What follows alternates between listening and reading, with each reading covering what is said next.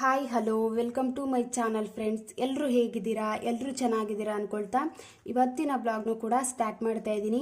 ಈ ಬ್ಲಾಗ್ ಏನಾದರೂ ನಿಮಗೆ ಇಷ್ಟ ಆಯಿತು ಅಂದರೆ ಪ್ಲೀಸ್ ಒಂದು ಲೈಕ್ ಮಾಡಿ. ಯಾರಾದರೂ ಫಸ್ಟ್ ಟೈಮ್ ನೋಡ್ತಿದ್ರೆ ಸಬ್ಸ್ಕ್ರೈಬ್ ಮಾಡಿಕೊಂಡು ವಿಡಿಯೋನ ಕೊನೆ ತನಕ ನೋಡಿ. ನಾನಿವತ್ತು ಟಿಪ್ಸ್ ಫಾರ್ ಕಿಚನ್ ಕ್ಲೀನ್ ಮತ್ತು ಹೈಜಿನ್ ಆಗಿರಲು ಒಂದಿಷ್ಟು ಒಳ್ಳೆಯ ಅಭ್ಯಾಸಗಳನ್ನ ಫಾಲೋ ಮಾಡಿಕೊಂಡ್ರೆ ತುಂಬ ಚೆನ್ನಾಗಿ ನಾವು ಮೇಂಟೈನ್ ಮಾಡ್ಕೋತಾ ಹೋಗ್ಬೋದು. ನಾವೊಂದು ಹೌಸ್ ವೈಫ್ಗಳು, ಗೃಹಿಣಿಯರು ತುಂಬ ಟೈಮ್ನ ಅಡುಗೆ ಮನೇಲೆ ಕಳಿಯೋದ್ರಿಂದ, ಸ್ಪೆಂಡ್ ಮಾಡೋದ್ರಿಂದ ಅಡುಗೆ ಮನೆ ಚೆನ್ನಾಗಿದೆ, ಒಂದು ನೀಟಾಗಿ ಇಟ್ಕೊಂಡಿವಿ, ಇರೋದ್ರಲ್ಲೇ ಒಂದು ಚೆನ್ನಾಗಿ ಇಟ್ಕೊಂಡಿದ್ವಿ ಕ್ಲೀನಾಗಿ ಅಂತ ಅಂದಾಗ ಏನೋ ಒಂದು ರೀತಿ ಮನಸ್ಸಿಗೆ ಸಮಾಧಾನ ಅನಿಸುತ್ತೆ, ರಿಲ್ಯಾಕ್ಸ್ ಅನಿಸುತ್ತೆ, ಬೇರೆ ಕೆಲಸ ಮಾಡೋದಕ್ಕೂ ಕೂಡ ಇಂಟ್ರೆಸ್ಟ್ ಅನ್ನೋದು ಬರುತ್ತೆ. ಅದೇ ನಾವೇನು ಕ್ಲೀನಾಗಿ ಇಟ್ಕೊಂಡಿಲ್ಲ ಅಂದಾಗ ಬೇರೆ ಕೆಲಸ ಮಾಡೋದಕ್ಕೂ ಕೂಡ ಇಂಟ್ರೆಸ್ಟ್ ಕಮ್ಮಿ ಆಗಿಬಿಡುತ್ತೆ. ಆಮೇಲಿಂದ ಮಾಡ್ಕೊಳ್ಳೋಣ, ಒಂದು ಸ್ವಲ್ಪ ಹೊತ್ತು ಕೂತ್ಕೊಳ್ಳೋಣ, ಪೋಸ್ಟ್ಪೋನ್ ಮಾಡೋ ರೀತಿ ಆಗಿಬಿಡುತ್ತೆ. ಆದಷ್ಟು ನಾವು ಕಿಚನ್ನ ಕ್ಲೀನಾಗಿ ಇಟ್ಕೋಬೇಕು ಅಂದಾಗ ಒಂದಿಷ್ಟು ಒಳ್ಳೆಯ ಅಭ್ಯಾಸಗಳನ್ನ ಫಾಲೋ ಮಾಡೋದು ತುಂಬಾ ಮುಖ್ಯ ಆಗುತ್ತೆ. ನಾನು ಎಲ್ಲನೂ ಲಿಸ್ಟ್ ಮಾಡಿ ಇಟ್ಕೊಂಡಿದ್ದೀನಿ. ಮಧ್ಯೆ ಏನಾದರೂ ಮರ್ತೋಗ್ಬಿಡುತ್ತೆ ಅಂತ ಅಂದ್ಬಿಟ್ಟು ಫಸ್ಟ್ ಎಲ್ಲನೂ ಬರೆದು ಇಟ್ಕೊಂಡಿದ್ದೀನಿ. ಅದರಲ್ಲಿ ಮೊದಲನೇದಾಗಿ ಏನು ಅಂತ ಅಂದರೆ follow the night kitchen cleaning routine. ಈ ಅಭ್ಯಾಸನ ಫಾಲೋ ಮಾಡ್ಕೋತಾ ಹೋಗಿದ್ರೆ, ಕನ್ಸಿಸ್ಟೆನ್ಸಿ ಇದೇ ರೀತಿ ನಾವು ಮೇಂಟೈನ್ ಮಾಡ್ಕೋತಾ ಹೋದರೆ ನೈಟ್ ಟೈಮು ಒಂದು ಡಿಸಿಪ್ಲಿನ್ ಅನ್ನೋದು ಬಂದ್ಬಿಡುತ್ತೆ. ಎಷ್ಟು ಟೈಮ್ನ ಸೇವ್ ಆಗುತ್ತೆ ಅಂತ ಅಂದರೆ ನೈಟ್ ಕಿಚನ್ ಕ್ಲೀನ್ ಮಾಡೋದ್ರಿಂದ ಬೆಳಿಗ್ಗೆ ಎದ್ದು ತಿಂಡಿ ಮಾಡಲಿಕ್ಕೂ ಕೂಡ ಈಸಿ ಆಗುತ್ತೆ. ನಾವು ನೈಟ್ ಹೊತ್ತೇ ಏನು ಕ್ಲೀನ್ ಮಾಡ್ಕೊಳ್ದಾನೆ ಬೆಳಿಗ್ಗೆ ಎದ್ದು ನಾನು ಎಲ್ಲನೂ ಒಂದೇ ಸಲ ಕ್ಲೀನ್ ಮಾಡ್ತೀನಿ ಅಂದಾಗ ತುಂಬ ಟೈಮ್ ವೇಸ್ಟ್ ಆಗಿಬಿಡುತ್ತೆ. ಪಾತ್ರೆ ಎಲ್ಲನೂ ಯೂಸ್ ಮಾಡಿರ್ತೀವಿ, ಏನಾದರೂ ಅಡುಗೆ ಮಾಡಲಿಕ್ಕೆ ಕುಕ್ಕರ್ ಎಲ್ಲ ಯೂಸ್ ಮಾಡಿರ್ತೀವಿ ಅಲ್ವಾ, ಅದೆಲ್ಲ ಫುಲ್ ಒಣಗೋಗ್ಬಿಟ್ಟಿರುತ್ತೆ. ಬೆಳಿಗ್ಗೆ ಎದ್ದು ಅದನ್ನು ತೊಳಿಬೇಕು ಅಂದಾಗ ತುಂಬ ಬೇಜಾರಾಗ್ಬಿಡುತ್ತೆ, ತುಂಬ ಟೈಮ್ ಹಿಡಿದ್ಬಿಡುತ್ತೆ. ಅದೇ ಅವಾಗಿನ ಕೆಲಸನ ಆವಾಗಲೇ ಮಾಡಿಕೊಂಡ್ರೆ ನೈಟ್ ಹೊತ್ತೇ ನಾವೆಲ್ಲನೂ ಕ್ಲೀನ್ ಮಾಡಿ ಆಮೇಲೆ ಮಲ್ಕೊಂಡ್ರೆ ತುಂಬಾ ಬೆಸ್ಟು. ಟೈಮು ಕೂಡ ಸೇವ್ ಆಗುತ್ತೆ. ಬೆಳಿಗ್ಗೆ ಎದ್ದು ಅಡುಗೆ ಮನೆಗೆ ಬರೋದಕ್ಕೂ ಕೂಡ ಒಂದು ರೀತಿ ಖುಷಿ ಆಗುತ್ತೆ. ಎಲ್ಲ ನೀಟಾಗಿದೆ ಅಂದಾಗ ಒಂದು ಪಾಸಿಟಿವಿಟಿ ಅನ್ನೋದು ಬಂದ್ಬಿಡುತ್ತೆ. ತುಂಬ ಟೈಮ್ನ ನಾವು ಬೇರೆ ಕೆಲಸದಕ್ಕೂ ಕೂಡ ಸೇವ್ ಮಾಡ್ಕೋಬೋದು. ಈ ರೀತಿ ಫಾಲೋ ಮಾಡ್ದೇ ಇಲ್ಲೇ ಟೈಮ್ ವೇಸ್ಟ್ ಮಾಡ್ತಿದ್ದೀವಿ ಅಂದಾಗ ಬೇರೆ ಕೆಲಸನೂ ಕೂಡ ಕರೆಕ್ಟ್ ಟೈಮ್ಗೆ ನಾವು ಮ್ಯಾನೇಜ್ ಮಾಡಿಕೊಂಡು ಕೆಲಸ ಮಾಡೋದಕ್ಕೂ ಕೂಡ ತುಂಬ ಕಷ್ಟ ಆಗಿಬಿಡುತ್ತೆ.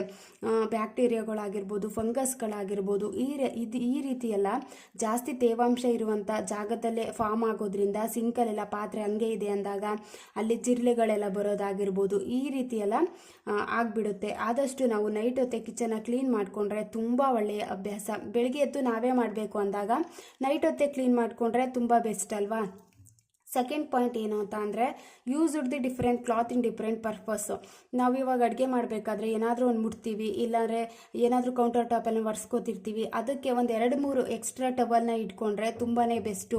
ನಾವೆಲ್ಲನೂ ಒಂದೇ ಇದರಲ್ಲಿ ಮಾಡೋಕ್ಕೆ ಹೋಗ್ತೀವಿ ಅಂತ ಅಂದಾಗ ಏನಾದರೂ ಒಂದು ಎಲ್ಲನೂ ಒರೆಸ್ಕೊಂಡಿರ್ತೀವಿ, ಅದರಲ್ಲೇ ಬೇರೆದು ಮುಟ್ಟೋದು, ಅದು ಕೂಡ ಗಲೀಜಾಗೋದು, ಅದನ್ನು ಕೂಡ ತೊಳೆಯಬೇಕು ಅನ್ನೋ ರೀತಿ ಆಗಿಬಿಡುತ್ತೆ.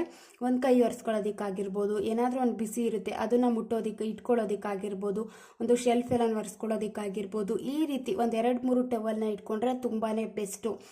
ನೆಕ್ಸ್ಟ್ ಏನು ಅಂತ ಅಂದರೆ ಕೆಲಸ ಎಲ್ಲ ಕಮ್ಮಿ ಮಾಡ್ಕೊಳ್ಳೋದು ಅಂತ ಅಂದರೆ ಈ ರೀತಿ ಚಿಕ್ಕ ಪುಟ್ಟ ಟಿಪ್ಸ್ನ ಫಾಲೋ ಮಾಡಿಕೊಂಡ್ರೆ ನಮಗೆ ಜಾಸ್ತಿ ಕೆಲಸ ಕಮ್ಮಿ ಕೂಡ ಆಗುತ್ತೆ. ತುಂಬ ಒಳ್ಳೆಯ ಅಭ್ಯಾಸಗಳು.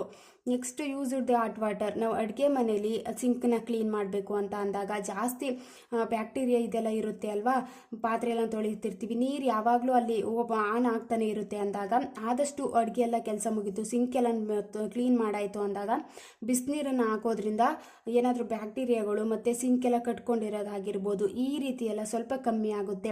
ಮತ್ತು ಅಡುಗೆ ಮನೇಲಿ ಯೂಸ್ ಮಾಡಿರುವಂಥ ಬಟ್ಟೆಗಳೆಲ್ಲ ಬಿಸಿನೀರಿಂದ ತೊಳೆದಾಕೋದಾಗಿರ್ಬೋದು, ಶೆಲ್ಫ್ ಎಲ್ಲ ನೀಟಾಗಿ ಒಂದ್ಸಲ ಒರೆಸ್ಕೊಳ್ಳೋದಾಗಿರ್ಬೋದು, ಬಿಸಿನೀರನ್ನ ಯೂಸ್ ಮಾಡೋದ್ರಿಂದ ತುಂಬ ಹೈಜಿನ್ ಆಗಿ ನಾವು ಕಿಚನ್ನ ಮೇಂಟೈನ್ ಮಾಡ್ಕೋತಾ ಹೋಗ್ಬೋದು. ಇದು ಕೂಡ ತುಂಬ ಒಳ್ಳೆಯ ಅಭ್ಯಾಸ. ನೆಕ್ಸ್ಟ್ ಒನ್ ಏನು ಅಂತ ಅಂದರೆ use the extra paper, tissue paper ಆಗಿರ್ಬೋದು, ನ್ಯೂಸ್ ಪೇಪರ್ ಆಗಿರ್ಬೋದು, ಅಡುಗೆ ಮನೇಲಿ ಯಾವುದಾದ್ರೂ ಒಂದು ಎಕ್ಸ್ಟ್ರಾ ಇಟ್ಕೊಂಡಿರಬೇಕು. ಇವಾಗ ಏನಾದರೂ ಎಣ್ಣೆಲಿ ಕರಿತಾ ಇರ್ತೀವಿ ಅದ್ರ ಕೆಳಗಡೆ ಹಾಕೊಳ್ಳೋದಕ್ಕಾಗಿರ್ಬೋದು, ಏನಾದರೂ ಕಟ್ ಮಾಡ್ತಾ ಇರ್ತೀವಿ ಅದ್ರ ಕೆಳಗಡೆ ಇಟ್ಕೊಂಡು ಕಟ್ ಮಾಡೋದಾಗಿರ್ಬೋದು, ನಮಗೆ ಈಸಿ ಆಗುತ್ತೆ. ಎಲ್ಲನೂ ಅಡುಗೆ ಮಾಡಬೇಕಾದ್ರೆ ಕೆಳಗಡೆನೇ ಕಟ್ ಮಾಡಿ ಹಾಕ್ಬಿಡೋದಾಗಿರ್ಬೋದು, ಈ ರೀತಿ ಎಲ್ಲ ಮಾಡಿಕೊಂಡಾಗ ಪುನಃ ನೀಟಾಗಿ ಕ್ಲೀನ್ ಮಾಡೋದಕ್ಕೂ ಕೂಡ ಸ್ವಲ್ಪ ಟೈಮ್ ಹಿಡಿಯುತ್ತೆ. ಆದಷ್ಟು ಒಂದು ಎಕ್ಸ್ಟ್ರಾ ಪೇಪರ್ಗಳು ಇಟ್ಕೊಂಡ್ರೆ ತುಂಬಾ ಬೆಸ್ಟು. ಕಾಯಿ ತುರಿಯೋದಕ್ಕಾಗಿರ್ಬೋದು, ಕೆಳಗಡೆ ಪೇಪರ್ ಇಟ್ಕೊಂಡು ತುರ್ಕೊಳ್ಳೋದಕ್ಕಾಗಿರ್ಬೋದು, ಈ ರೀತಿ ಎಲ್ಲವ ಎಕ್ಸ್ಟ್ರಾ ಪೇಪರ್ ಇಟ್ಕೊಳ್ಳೋದು, ಟಿಶ್ಯೂ ಪೇಪರ್ ಆರ್ ನ್ಯೂಸ್ ಪೇಪರ್ನ ಇಟ್ಕೊಂಡ್ರೆ ತುಂಬ ಒಳ್ಳೆಯ ಅಭ್ಯಾಸ. ನೆಕ್ಸ್ಟ್ ಏನು ಅಂತ ಅಂದರೆ cleaning the right time after use them. ಇದು ಕೂಡ ತುಂಬ ಒಳ್ಳೆಯ ಅಭ್ಯಾಸ. ನಾವು ಏನು ಯೂಸ್ ಮಾಡ್ತೀವಿ, ಇವಾಗ ಅಡುಗೆ ಮಾಡಬೇಕಾದ್ರೆ ಏನಾದರೂ ತಿರ್ಗೋದಕ್ಕೆ ಯೂಸ್ ಮಾಡಿರ್ತೀವಿ, ಈ ರೀತಿ ಪಾತ್ರೆಗಳನ್ನ ಯೂಸ್ ಮಾಡಿರ್ತೀವಿ ಅಲ್ವಾ, ಆಮೇಲಿಂದ ಕ್ಲೀನ್ ಮಾಡ್ಕೊಳ್ಳೋಣ ಅನ್ನೋ ರೀತಿ ಮಾಡೋ ಬದಲು ಯಾವಾಗ ನಾವು ರೈಟ್ ಟೈಮಲ್ಲಿ ಕ್ಲೀನ್ ಮಾಡ್ತಿದ್ದೀವಿ ಅಂದಾಗ ಅದು ಕೂಡ ಇಂಪಾರ್ಟೆಂಟ್ ಆಗುತ್ತೆ. ಆವಾಗಲೇ ತೊಳೆದಿಟ್ಬಿಟ್ರೆ ಕೆಲಸನೂ ಕೂಡ ಕಮ್ಮಿ ಆಗುತ್ತೆ ಅಲ್ವಾ, ಪಾತ್ರೆ ತೊಳೆಯೋದು ಕೂಡ ಸ್ವಲ್ಪ ನಮಗೆ ಕಮ್ಮಿ ಆಗುತ್ತೆ. ಅಡುಗೆ ಮಾಡಬೇಕಾದ್ರೆ ಏನೇನು ಯೂಸ್ ಮಾಡಿರ್ತೀವಿ ಎಲ್ಲನೂ ಹಂಗೆ ಇಟ್ಬಿಡೋದಾಗಿರ್ಬೋದು, ಅಲ್ಲೇ ಒಂದು ಸ್ವಲ್ಪ ಕುಕ್ಕರಲ್ಲಿ ಏನಾದರೂ ಬೇಯ್ಲಿಕ್ಕೆ ಇಟ್ಟಿದ್ದೀವಿ ಅಂತ ಅಂದಾಗ ಈ ಸೈಡಲ್ಲೆಲ್ಲ ಪಾತ್ರೆ ತೊಳ್ಕೊಳ್ಳೋದಾಗಿರ್ಬೋದು, ಈ ರೀತಿ ಮಾಡ್ಕೊಳ್ಳೋದು ಕೂಡ ತುಂಬ ಒಳ್ಳೆಯ ಅಭ್ಯಾಸ. ನಮಗೆ ಕೆಲಸ ಕಮ್ಮಿ ಆಗುತ್ತೆ.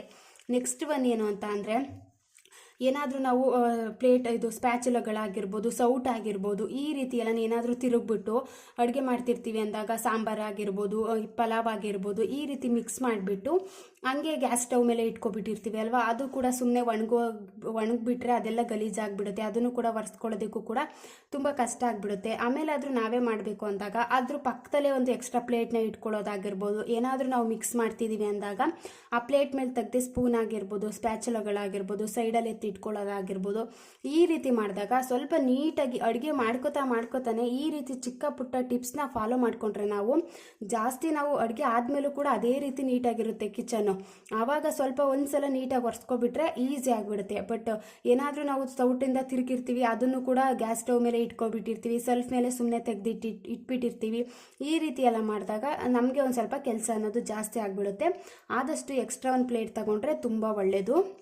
ನೆಕ್ಸ್ಟ್ ಇದಂತೂ ಎಲ್ರಿಗೂ ಗೊತ್ತಿರುತ್ತೆ, ಚಾಪಿಂಗ್ ಮಾಡಬೇಕಾದ್ರೆ ಅದು ವೇಸ್ಟೇಜ್ ಎಲ್ಲನೇ ಹಾಕೊಳ್ಳೋದಿಗೂ ಕೂಡ ಎಕ್ಸ್ಟ್ರಾ ಒಂದು ನ್ಯೂಸ್ ಪೇಪರ್ ಆಗಿರ್ಬೋದು, ಒಂದು ಪ್ಲೇಟ್ ಆಗಿರ್ಬೋದು, ಈ ರೀತಿ ಎಲ್ಲ ತಗೊಳ್ಳೋದ್ರಿಂದ ಎಲ್ಲನೂ ಕಟ್ ಮಾಡಿಬಿಟ್ಟು ಕೆಳಗಡೆನೇ ಹಾಕ್ಬಿಡೋದಾಗಿರ್ಬೋದು, ಆ ರೀತಿ ಮಾಡ್ಕೊಳ್ಳೋ ಬದಲು ತುಂಬ ಟೈಮ್ನ ಸೇವ್ ಮಾಡ್ಕೊಳ್ಳೋದಕ್ಕೆ ಯಾವ ರೀತಿ ಒಳ್ಳೆಯ ಅಭ್ಯಾಸಗಳನ್ನ ಟಿಪ್ಸ್ನ ಫಾಲೋ ಮಾಡಿಕೊಂಡ್ರೆ ನಮಗೆ ಈಸಿ ಆಗುತ್ತೆ ಅನ್ನೋದ್ರ ಬಗ್ಗೆ ಥಿಂಕ್ ಮಾಡಿದಾಗ ಈ ರೀತಿ ಚಿಕ್ಕ ಪುಟ್ಟ ಅಭ್ಯಾಸಗಳೆಲ್ಲನೇ ನಮಗೆ ಮಾಡ್ಕೊಳ್ಳೋದಕ್ಕೂ ಕೂಡ ಈಸಿ ಆಗುತ್ತೆ. ಒಂದು ತರಕಾರಿ ಟೊಮೆಟೊ ಕಟ್ ಮಾಡ್ತಿದ್ದೀವಿ ಅಂದಾಗ ಎಕ್ಸ್ಟ್ರಾ ವೇಸ್ಟೇಜ್ ಎಲ್ಲ ತೆಗೆದಿಡೋದಕ್ಕೆ ಒಂದು ಪ್ಲೇಟ್ ಆಗಿರ್ಬೋದು, ಈ ರೀತಿ ಮಾಡಿಕೊಂಡ್ರೆ ತುಂಬಾ ಬೆಸ್ಟು. ನೆಕ್ಸ್ಟು ಅಡುಗೆ ಮನೆಯೆಲ್ಲ ಕ್ಲೀನ್ ಮಾಡ್ತಿದ್ದೀವಿ ಅಂದಾಗ ಇವಾಗ ಅಡುಗೆ ಮನೆಯಲ್ಲೇ ಫ್ರಿಡ್ಜೆಲ್ಲ ಇಟ್ಕೊಂಡಿರೋದಾಗಿರ್ಬೋದು, ಈ ರೀತಿ ಎಲ್ಲ ಮಾಡ್ತಿರ್ತೀವಿ ಅಲ್ವಾ, ಆದಷ್ಟು ನಾವು ಫ್ರಿಡ್ಜ್ನ ದಿನ ಬೆಳಗ್ಗೆ ಎದ್ದು ಒಂದ್ಸಲ ಚೆಕ್ ಮಾಡಬೇಕು. ಏನಾದರೂ ನಾವು ಯೂಸ್ ಮಾಡಿಲ್ಲ ಹಂಗೆ ಮರ್ತು ಬಿಟ್ಟಿದ್ದೀವಿ ಅಂದಾಗ ಅದು ವಾಸನೆ ಬಂದಿರೋದಾಗಿರ್ಬೋದು, ಈ ರೀತಿ ಎಲ್ಲ ತುಂಬ ಸಲ ಆಗಿರುತ್ತೆ. ಏನಾದರೂ ಒಂದು ಬಾಕ್ಸಲ್ಲಿ ತೆಗೆದಿಟ್ಬಿಟ್ಟಿರ್ತೀವಿ, ಏನಾದರೂ ಉಳಿತು ಅಂತ ಅಂದ್ಬಿಟ್ಟು ಅದನ್ನೇ ಇಡೋದಾಗಿರ್ಬೋದು, ಈ ರೀತಿ ಎಲ್ಲ ಮಾಡಿರ್ತಾರೆ.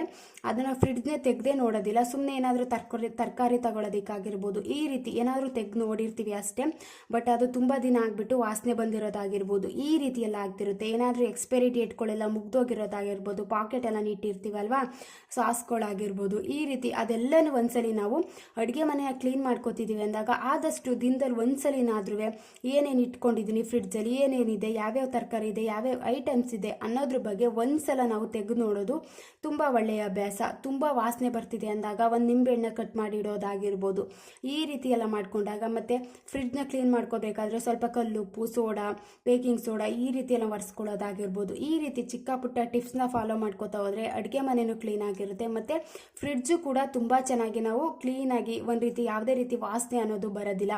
ಆದಷ್ಟು ದಿನದಲ್ಲಿ ಒಂದ್ಸಲಿನಾದರೂ ಬೆಳಿಗ್ಗೆ ಆಗಲಿ ಸಂಜೆ ಆಗಲಿ ಫ್ರಿಡ್ಜ್ನ ಒಂದ್ಸಲಿ ತೆಗೆದು ನೋಡೋದು ತುಂಬ ಬೆಸ್ಟು. ಏನಾದರೂ ಮರ್ತು ಬಿಟ್ಟಿದ್ರು ಕೂಡ ಅದೆಲ್ಲ ಒಂದು 15 ದಿನ ಆದಮೇಲೆ ತೆಗೆದು ನೋಡಿರ್ತೀವಿ, ಏನಾದರೂ ತರಕಾರಿ ಇರುತ್ತೆ ಅದನ್ನೇ ನೋಡಿರಲ್ಲ, ಈ ರೀತಿ ಮಿಸ್ಟೇಕ್ಗಳನ್ನ ತುಂಬ ಜನ ಮಾಡ್ತಿರ್ತಾರೆ. ಆದಷ್ಟು ಅಡುಗೆ ಮನೆ ಕ್ಲೀನ್ ಆಯಿತು ಅಂದ ತಕ್ಷಣ ಫಸ್ಟ್ ಫ್ರಿಡ್ಜ್ನ ತೆಗೆದು ನೋಡೋದು ಕೂಡ ತುಂಬ ಒಳ್ಳೆಯ ಅಭ್ಯಾಸಗಳು. ಈ ರೀತಿ ಚಿಕ್ಕ ಪುಟ್ಟ ಟಿಪ್ಸ್ನ ಫಾಲೋ ಮಾಡ್ಕೋತಾ ಹೋದರೆ ಕೆಲಸನೂ ಕೂಡ ಕಮ್ಮಿ ಆಗುತ್ತೆ, ನಮಗೆ ಕೂಡ ತುಂಬ ಹೆಲ್ಪ್ ಆಗುತ್ತೆ.